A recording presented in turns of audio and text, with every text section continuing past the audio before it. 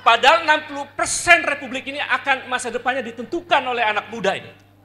Generasi Z dan generasi milenial jumlahnya hampir 60% yang akan menentukan 2024 jika ada pemilu. Jika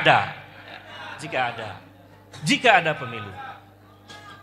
Bapak Ibu yang saya hormati, pertanyaannya, apa data riset yang menunjukkan bahwa anak muda itu kecewa dan marah dengan keadaan? Persentase terbesar, ada sebuah riset dari lembaga terkemuka yang tidak bisa saya sebutkan di majelis ini. Risetnya sangat, oh ini sudah azan ya?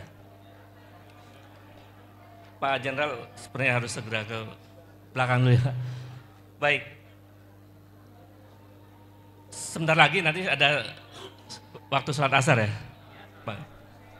Data risetnya menunjukkan terbesar dari sekian pendapat anak-anak muda, skornya 34%, ini presentasi terbesar anak muda. Penelitian ini dilakukan oleh lembaga riset terkemuka yang punya pengaruh besar di Indonesia. Risetnya dilakukan sekitar bulan Mei, kurang lebih bulan Mei. Jawaban mereka mayoritas mengatakan generasi Z dan generasi milenial menginginkan pemimpin ke depan adalah pemimpin yang memiliki integritas dan kejujuran yang tinggi. Jadi mayoritas anak muda, generasi Z dan generasi milenial menjawab bahwa mereka menginginkan pemimpin yang punya integritas tinggi dan kejujuran tinggi. Pernyataan ini perlu ditafsirkan dengan pendekatan yang hermeneutik. Ada apa di balik mayoritas anak muda mengatakan bahwa mereka membutuhkan pemimpin yang punya integritas tinggi dan kejujuran tinggi? Itu artinya anak muda menyimpulkan bahwa pemerintahan hari ini tidak punya integritas dan pemerintahan hari ini banyak bohongnya.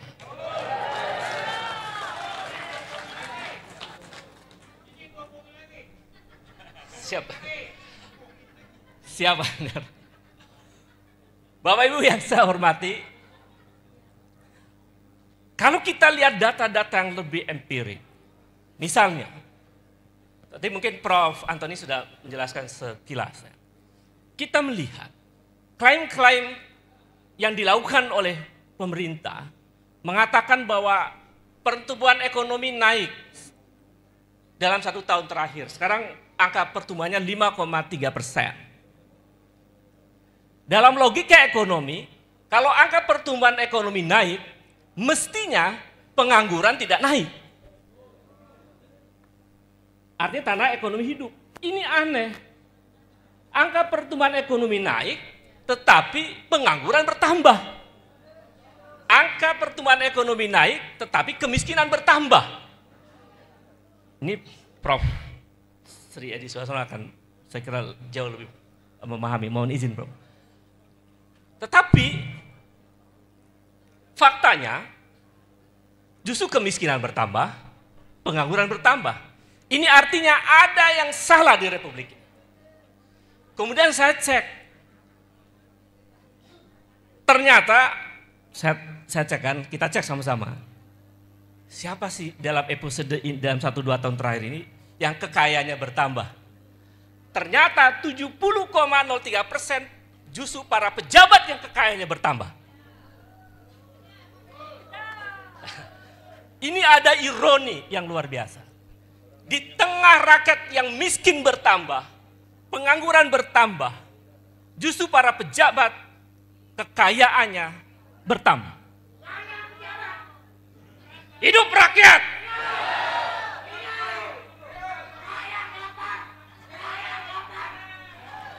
Ya, itu adalah hati nurani rakyat.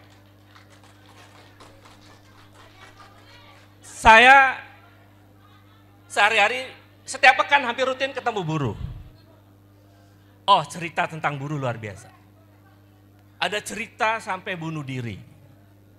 Hanya karena di PHK. Ada cerita sampai bunuh diri hanya karena nggak bisa membiayai sakit orang tuanya. Itu fakta empirik. Bapak Ibu, bagaimana data tentang hak asasi manusia? Dalam demokrasi, isu HAM adalah isu penting. Ternyata indeks hak asasi manusia kita itu juga di bawah 50. Dalam satu riset yang dilakukan oleh satu institusi penting, dia membuat skala indeks hak asasi manusia itu dari 0 sampai 7. Indeks hak asasi manusia kita skornya 35. Ke bawah, 34, sekian. Jadi artinya raport hak asasi manusia juga merah. Merah. Karena pelanggaran HAM masa lalu tidak ditangani dengan baik, pelanggaran HAM baru terjadi. Misalnya kilometer 50. Kasus kilometer 50 itu adalah pelanggaran HAM.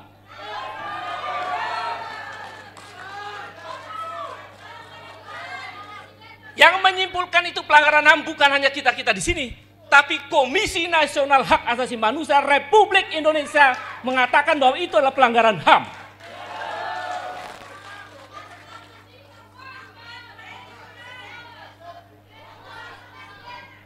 Ya.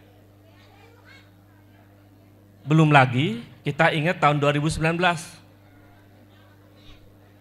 Tahun 2019 itu ada ratusan orang meninggal yang nggak jelas di KPPS. Ada peristiwa di Bawaslu. Bahkan tahun 2019 ketika mahasiswa demonstrasi di Universitas Halu Oleo, ada 2 mahasiswa yang tertembak mati. Hanya ingin mengatakan bahwa jangan direvisi Undang-Undang KPK itu, karena kalau direvisi KPK menjadi mandul. Mahasiswa ditembakin dan ada yang meninggal 2. Saya mau mengatakan, rezim ini memang nggak serius menyelesaikan persoalan HAM. Karena kasus HAM lama tidak diungkap secara serius, bahkan ada diskriminasi. Kita ingat awal tahun 2023, ternyata ada kebijakan oleh rezim ini untuk lebih memperhatikan korban pelanggaran HAM tahun 65-66. Padahal Bapak Ibu, kasus pelanggaran HAM itu tidak hanya itu. Dan aktornya tahun 65-66 itu kompleks, tidak tunggal. Ada kompleks. Pelanggaran HAM itu juga terjadi era tahun 90-an.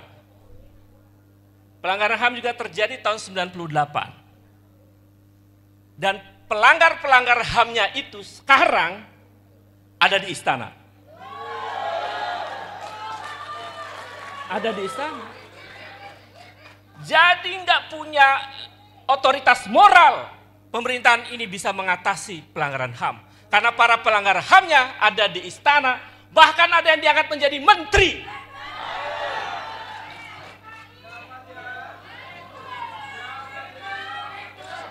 Jadi maksud saya,